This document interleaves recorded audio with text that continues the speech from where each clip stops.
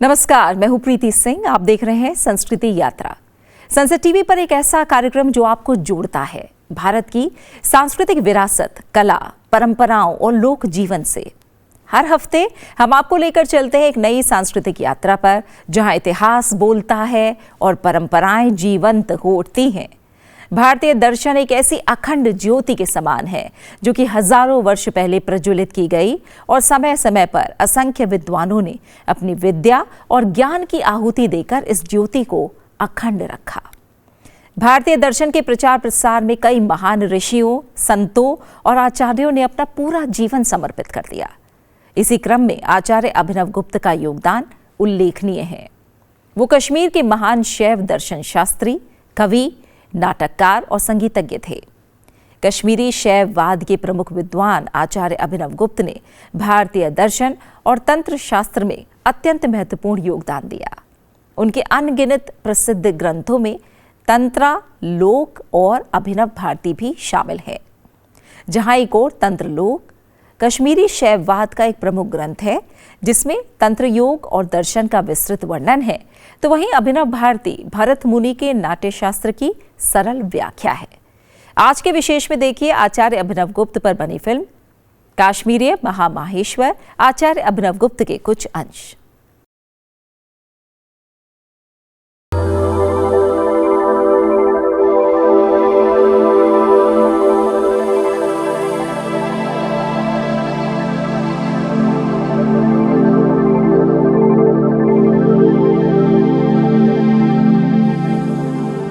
आचार्यों के आचार्य, मेरे गुरु, जिनके नेत्रों से अलौकिक आनंद की छटा झिलमिलाती है, कानों में झूलते रुद्राक्ष कण कुंडल, लहराती दाढ़ी, ललाट भस्म भभूत से शोभित, लंबे सुनहरे केश पुष्पमाला से ऊपर गोलाकार बंधे, बस यही मेरे गुरु हैं, आचार्य अभिनव गुप्त, आचार्य अभिनव गुप्त, आचार्य अभिनव गुप्त, आचार्य अभिनव गुप्त। अपने गुरु आचार्य अभिनव गुप्त के इस मार्मिक शब्द चित्र को अंकित करने वाले मधुराज मूलतः दक्षिण भारत में मदुरई के रहने वाले थे, किंतु ज्ञान की पिपासा तथा आत्मबोध की ललक मदुरई से निकलकर हिमालय की गोद में आबाद ऋषि भूमि कश्मीर ले आई। ये यात्रा छोटी नहीं थी, न कठिनाई कम थी, परंतु प्यासे की प्यास को ज्ञान गंगा की कलकल ने अपने पास खींच ही लिया। भारत के सुदूर दक्षिण में भी उनको महामाहेश्वर माना गया था और जिस प्रकार से उन्होंने विभिन्न मतों में शिक्षा ली थी, इसी तरह से वह जगह जगह से आने वाले शिक्षार्थियों को अपना ज्ञान बांटते रहे थे।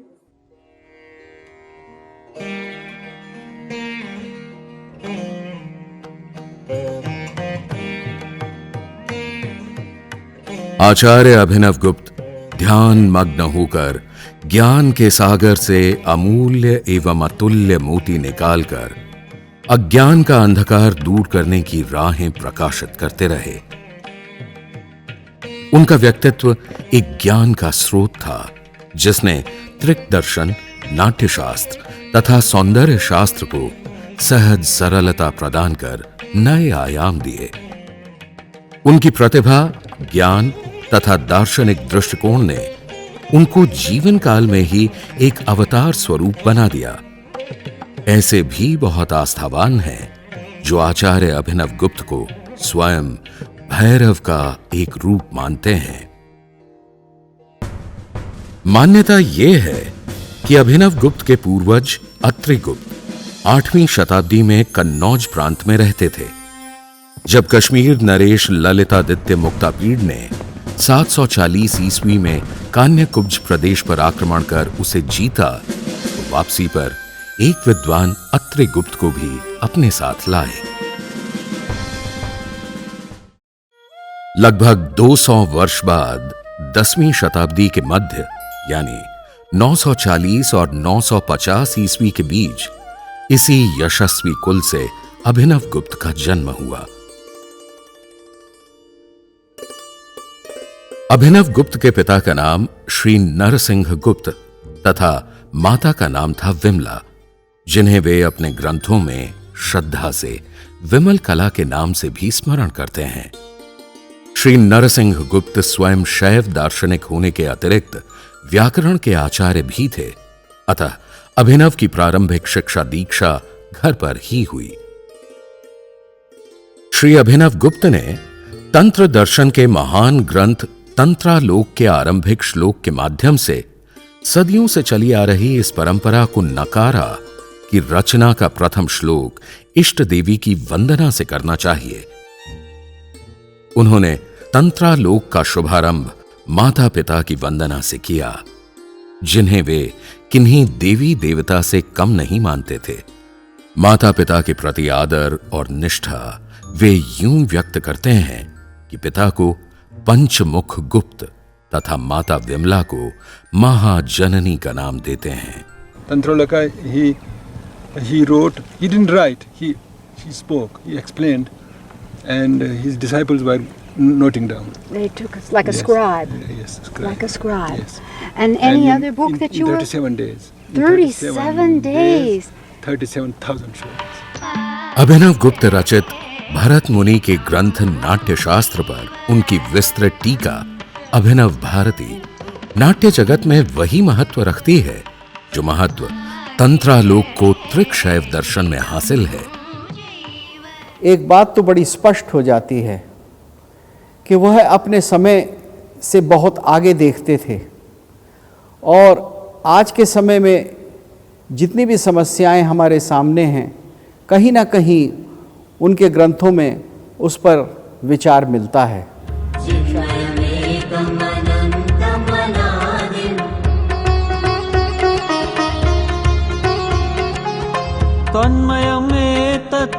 आचार्यों के आचार्य अभिनव गुप्त समझ गए थे कि यहाँ उनका कार्य पूरा हो चुका है, अब वापस जाने की बेला है। शिष्यों से अथाह प्रेम था और उनकी साधना भी आकाश छू चुकी थी। गुरु उन्हें पीछे कहां छोड़ते। गुफा में प्रवेश करते समय जिस भैरव स्तोत्र को वे गा रहे थे, उसी स्तोत्र में तिथ दीनवी है, जिसका अर्थ कुछ इस प्रकार है: पौष मास के कृष्ण पक्ष की दशमी है तथा संवत 68 है। 68 से अभिप्राय यहाँ 4068 है, जो ईसवी संवत अनुसार 4 जनवरी 1016 बनता है। कर्म गणेशु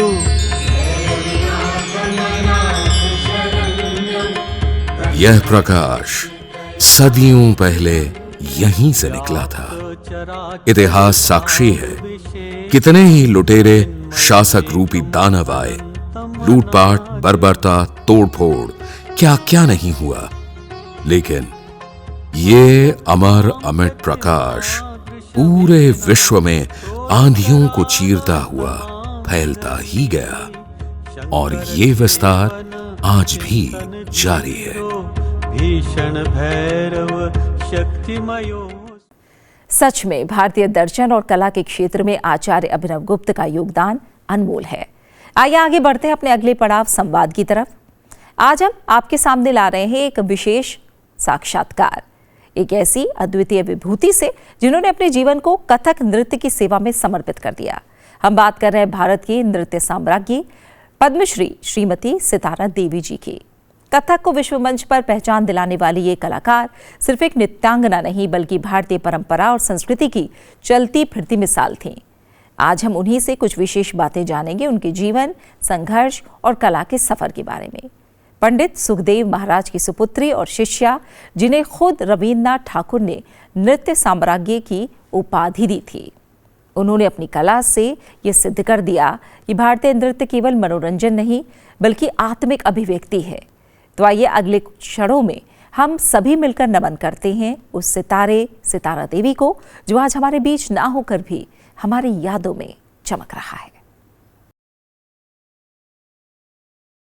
खैर हम लोगों को तो समय नहीं मिलता था क्योंकि रियाज करना सुबह उठकर, तो थोड़ा बहुत मैं पढ़ी हूँ ऐसे तो। और पिताजी तो आपको मालूम है कि मैं उनकी कितनी तारीफ़ करूँ। आज जो कुछ भी आप लोग दुनिया से मान सम्मान जो कुछ मिला, अवार्ड्स मिले, प्यार मिला, मोहब्बत मिली, सारी चीज़ें मिली, सब उनका श्रेय है, उनका आशीर्वाद है। और उन्होंने बड़ी मेहनत की है, बड़ी मेहनत की। सब पूरे ख़ानदान को उन्होंने कहा कि मेरी माँ से जब शादी करके आए तो बोले कि भाई मैं तो, मेरे पास कुछ नहीं है, मेरा बैंक बैलेंस नहीं है, कुछ नहीं है, मेरे पास जो कुछ है मेरे पास विद्या है, वो मैं तुम्हारे बच्चों को वही मैं दे सकता हूँ कि ये कभी दुखी नहीं होंगे, कभी पैसे की कमी नहीं होगी और ये अपना जीवन अच्छी तरह से सुखमय निभा सकते हैं। तो इसीलिए पूरे ख़ानदान को उन्होंने, गाना भी तो खैर गाते ही थे, गाना भी उन्होंने सीखा था अपने पिताजी हमारे दादाजी से। हमारे परदादा जी नृत्य करते थे। हाँ, बनारस में जी कपिला जी पहले ऐसा था, बचपन में जो हमने देखा है, जबकि हम होश में आए 6-7 साल के, तो वहाँ के जितने भी नर्तक थे लड़कियां बन के नाचते थे। जैसे हाँ, क्योंकि लड़कियां तो नाचती कुचिपुड़ी में भी मतलब जो पुरुष है लड़की बनते हैं, तो ये प्रथा तो पहले थी। अभी जो भी रामलीला जितना होता है वहाँ सीता वो लड़का ही बनता है। सही, बिल्कुल। और लड़कियों को वहाँ बिल्कुल इजाज़त नहीं है। तो ये सब होता रहा है। और फिर अंग्रेज़ों का ज़माना था, कोई एकेडमी नहीं, कुछ नहीं, कोई और सरकार से कोई किसी तरह इनका आश्रय नहीं। उस वक्त सरकार लोग तो राजा महाराजों का ज़माना था, तो खैर वो लोग पल जाते थे। ये बात थी कि जिस तरह की आजकल का जो अवस्था है कोई कलाकारों का, कि उनके पास पैसे नहीं हैं, ट्यूशन करते हैं, 100 रुपया 150 रुपया के 10 जगह दौड़ते हैं सुबह से शाम तक। तब उनका वो ज़माने में ऐसा था नहीं। सारे आर्टिस्ट अपने राजा महाराजा के यहाँ बुलावा आया, यहाँ वहाँ जयपुर महाराज है, जोधपुर महाराज, बीकानेर महाराज है, बनारस महाराज है, जन्नापन्ना महाराज हैं, काशी महाराज है, सब महाराज है, जातवा महाराज है, सब जगह सब आर्टिस्ट फैले हुए हैं, उनका खानदान वही है। जब वहाँ से दीवान आएगा और कहेगा कि आपकी विदाई है कल, तब वो महाराज के हाजिरी में खड़े होंगे, फिर इनामात मिलेंगे, जो भी देना है, ये है, जेवर है वगैरह। तब तक से, जब तक से महाराज का ऑर्डर नहीं होगा, विदाई नहीं होगी, तब तक हम लोग मौज कर रहे हैं। ऐसा था पहले। अब तो सब रहा ही नहीं, सब खत्म हो गया। लेकिन जिस ज़माने में हम सीख पाए वो ज़माना बहुत अच्छा था अभी से।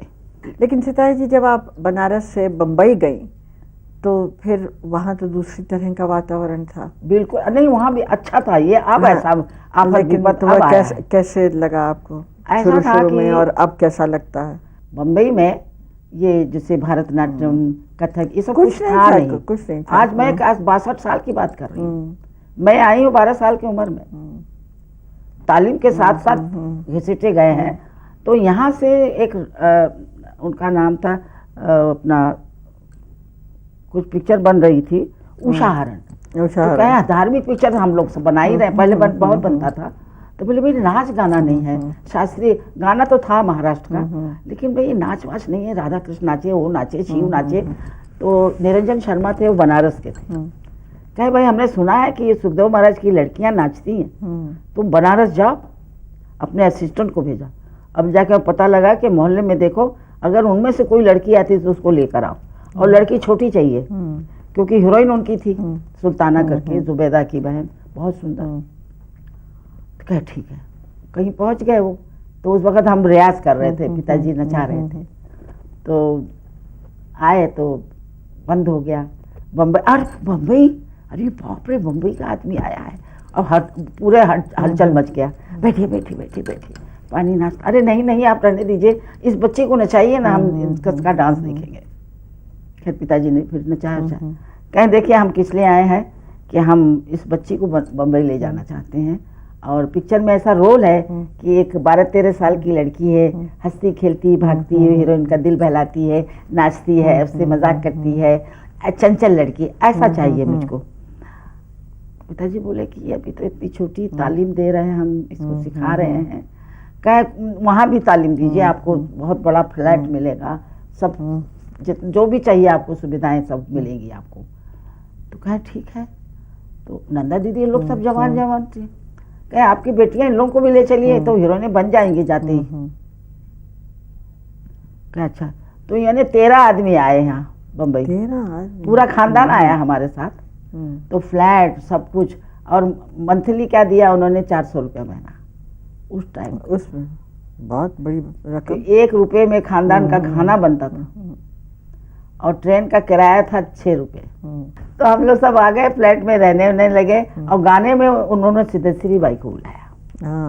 क्लासिकल। हाँ, मुझे याद है। पूछा पिताजी से कि यहाँ, कहे कि अभी यंग में तो सिद्धेश्वरी बाई हैं, आप जाइए दाल की मंडी, वहाँ पर उनका मुजरा होता है। तो वहाँ गए, फिर उनको बुक किया।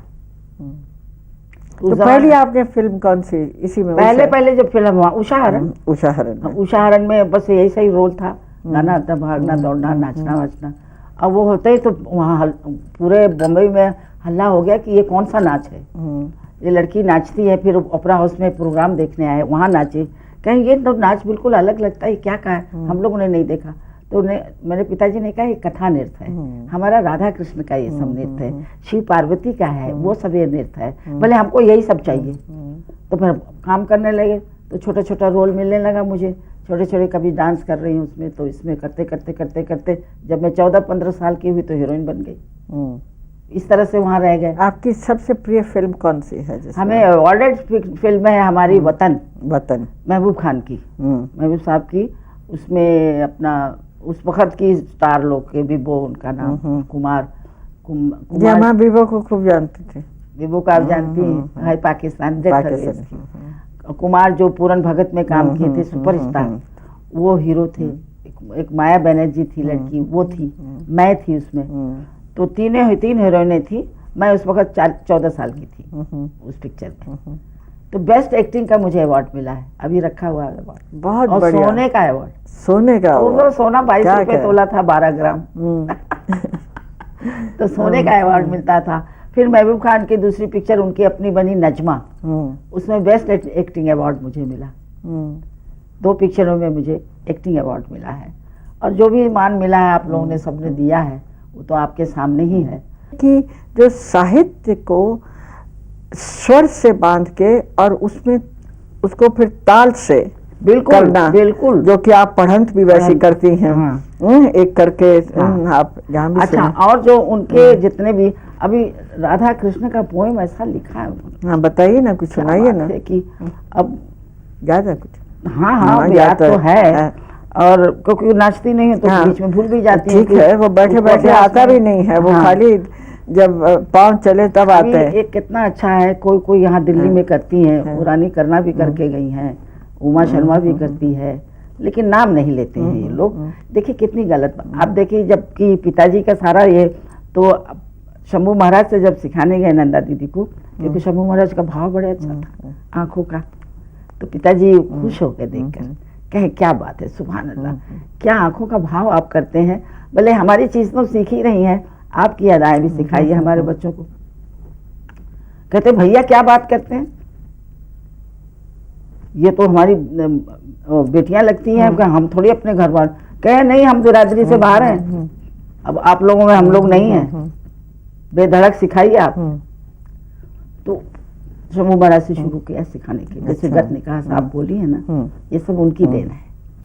पद्मश्री श्रीमती सितारा देवी से बातचीत के बाद आगे बढ़ते हैं कार्यक्रम के अगले पड़ाव माटी सुगंध की ओर। भारत की ग्रामीण धरोहर के संरक्षण के लिए संस्कृति मंत्रालय एक अहम परियोजना चला रहा है, मेरा गांव मेरी धरोहर। इसी प्रयास की एक झलक देखने के लिए आज हम चलेंगे दक्षिण गोवा जिले के एक ऐसे पर्यटक गांव अगोंडा, जो अपनी प्राकृतिक सुंदरता, शांत वातावरण और दर्शनीय समुद्र तटों के लिए जाना जाता है। तो चलते हैं अगोंडा गांव की ओर।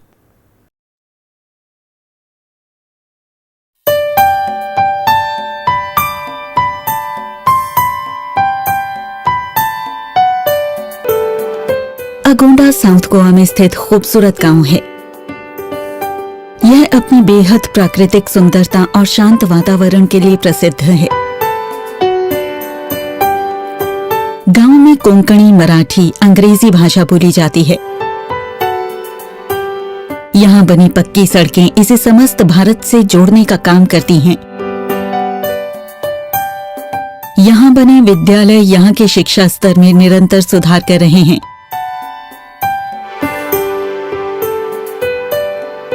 गांव में बने सरकारी स्वास्थ्य केंद्र प्राथमिक उपचार करने में सक्षम हैं।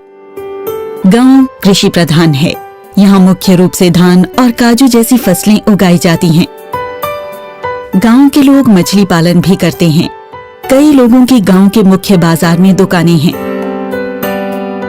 गांव अपनी संस्कृति से जुड़ा हुआ है। इसे 16वीं शताब्दी में पुर्तगाली औपनिवेशिक शासन में आना पड़ा और 1961 में भारत ने गोवा को शामिल कर लिया। अगोंडा विभिन्न सभ्यताओं से भरा हुआ इतिहास रखता है। गणेश चतुर्थी, दिवाली और क्रिसमस यहाँ मुख्य रूप से मनाए जाते हैं। इन त्योहारों में यहाँ की संस्कृति सम्मिलित दिखती है। यहाँ की बीच अपने नीलम से नीले पानी और पन्ने से हरे नारियल के पेड़ों को समेटे किसी सुंदर आभूषण सी प्रतीत होती है। भारत के सांस्कृतिक इतिहास का एक महत्वपूर्ण हिस्सा अगोंडा अपने हरे भरे वातावरण और अपने अतुल्य धार्मिक इतिहास के कारण पर्यटन के लिए आदर्श है। यहाँ के निवासी अपनी खूबसूरत मुस्कुराहटों के साथ आपकी प्रतीक्षा कर रहे हैं।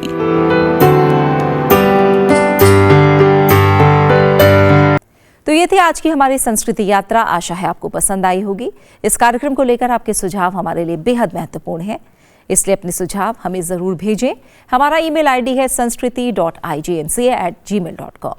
आपसे फिर होगी मुलाकात संसद टीवी पर अगले हफ्ते आज ही के दिन इसी समय संस्कृति यात्रा के अगले एपिसोड में। तब तक के लिए नमस्कार और जाते जाते देखिए हाल में हुए सांस्कृतिक आयोजनों की कुछ झलकियां। इंदिरा गांधी राष्ट्रीय कला केंद्र के जनपद संपदा प्रभाग ने ज्ञान पथ श्रृंखला के अंतर्गत डॉक्टर चारू आर्य और नवनीता डेका द्वारा संपादित पुस्तक Dalit feminist discourse voices in Dalit narratives पर चर्चा का आयोजन किया। ये पुस्तक कविता, व्यक्तिगत आख्यानों और आलोचनात्मक निबंधों के माध्यम से दलित महिलाओं की आवाज को उजागर करती है और जाति, लिंग और सामाजिक न्याय के अंतर संबंधों को संबोधित करती है। इस कार्यक्रम ने दिल्ली विश्वविद्यालय और बाहर के शिक्षाविदों, शोधकर्ताओं और छात्रों को विचारों के जीवंत आदान प्रदान का अवसर प्रदान किया। नोएडा स्थित जेएम इंटरनेशनल के छात्र छात्राओं ने इंदिरा गांधी राष्ट्रीय कला केंद्र का शैक्षिक भ्रमण किया, जहां उन्होंने भारतीय कला और संस्कृति की विविधताओं को जाना। इस अवसर पर कला निधि विभागाध्यक्ष एवं डीन प्रशासन प्रोफेसर रमेश चंद्र गौड़ ने विद्यार्थियों को न सिर्फ महत्वपूर्ण जानकारियों से अवगत कराया, बल्कि उनके साथ प्रेरणादायी संवाद भी किया। बच्चों ने केंद्र के प्रभागों में हो रहे कार्यों को देखा और उन्हें जाना भी। इस शैक्षिक भ्रमण में छात्रों के साथ स्कूल की प्रधानाचार्य डॉक्टर भावना कुलश्रेष्ठ और शिक्षक गण भी मौजूद रहे।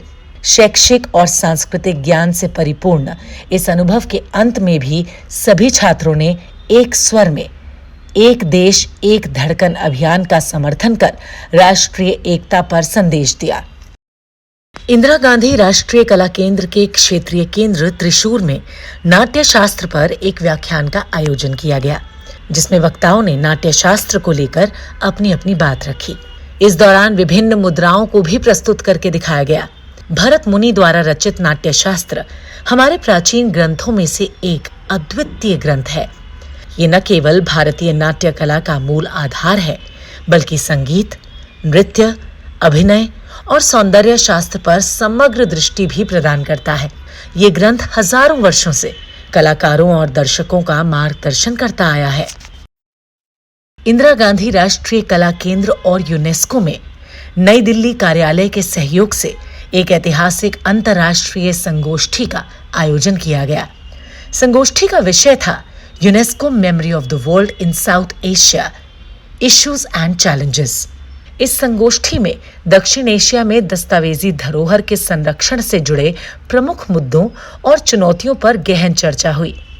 इस अवसर पर कला निधि विभाग के प्रमुख और डीन प्रशासन professor Ramesh Chandra Gaur, doctor function बांडा, सुश्री जोई स्प्रिंगर, IGNCA के अध्यक्ष श्री राम बहादुर राय, सदस्य सचिव डॉक्टर सच्चिदानंद जोशी, केंद्रीय संस्कृति मंत्रालय की विशेष सचिव सुश्री रंजना चोपड़ा और अन्य गणमान्य वक्ताओं ने अपने विचार साझा किए। इस दौरान यूनेस्को के मेमोरी ऑफ द वर्ल्ड कार्यक्रम पर 3 दिवसीय वर्कशॉप का भी आयोजन किया गया। इस कार्यशाला में दक्षिण एशिया के विभिन्न देशों मालदीव, बांग्लादेश और भूटान के प्रतिष्ठित संस्थानों के प्रतिनिधि भी एकत्रित हुए।